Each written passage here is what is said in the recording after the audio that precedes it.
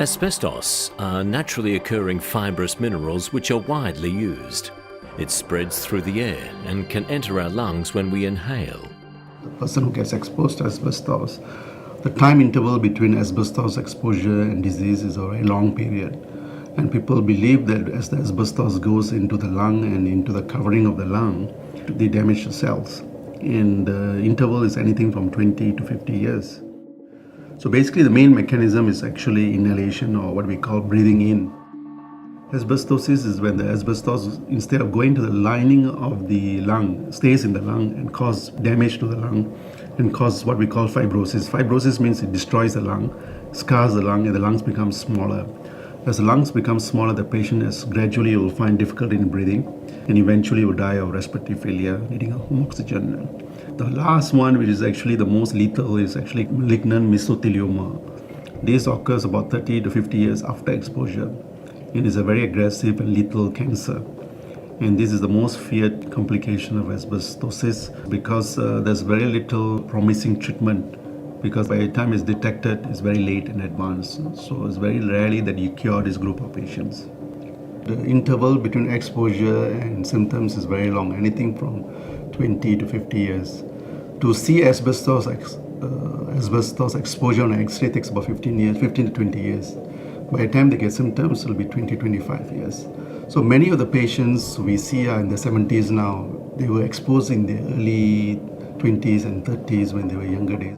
And as already alluded to, the main symptoms are shortness of breath because of water in the lungs, pain because of the inflammation of the lining of the lung, loss of weight and loss of appetite because of the cancer. Unfortunately, there's no cure for asbestos-related diseases. The main cure is still prevention, and the treatment is just to prolong life and provide good symptom relief. Asbestos are found in materials that are commonly used for fire protection, heat, and sound insulation. These materials are used in buildings, ships, and plant facilities. Exposure to asbestos fibres can occur during handling, removing, disposing, or disturbance of any of the asbestos-containing materials. In Singapore, this may occur during renovation and demolition of old buildings. As such, an asbestos survey must be carried out before demolition or renovation of any building built before 1 January 1991. The first step to manage asbestos risk is to identify all asbestos-containing materials. A competent asbestos surveyor must be engaged. After identification, removal can commence.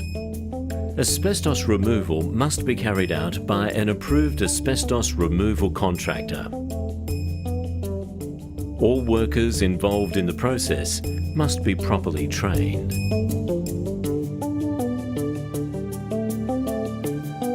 Notification of works must be submitted to the Ministry of Manpower at least 7 days before commencement of work. On site, workers must observe these safety practices. Set up an asbestos work area. Set up barricades to clearly demarcate the area.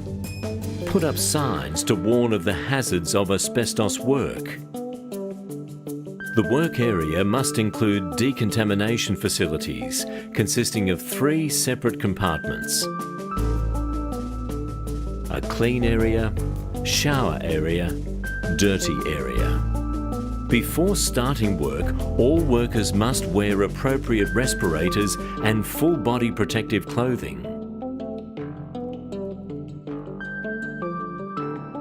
Appropriate measures must be taken to minimise the release of asbestos fibres or spread of asbestos fibres beyond the work area. These measures will depend on the nature of asbestos-containing materials and the location. Only non-powered hand tools should be used.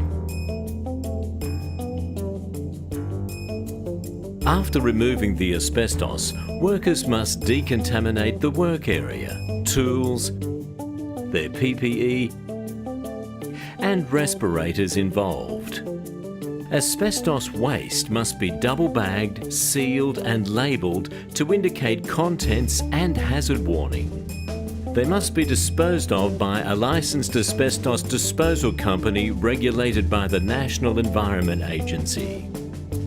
Working with asbestos can be risky, but by following the proper safety procedures, it is manageable.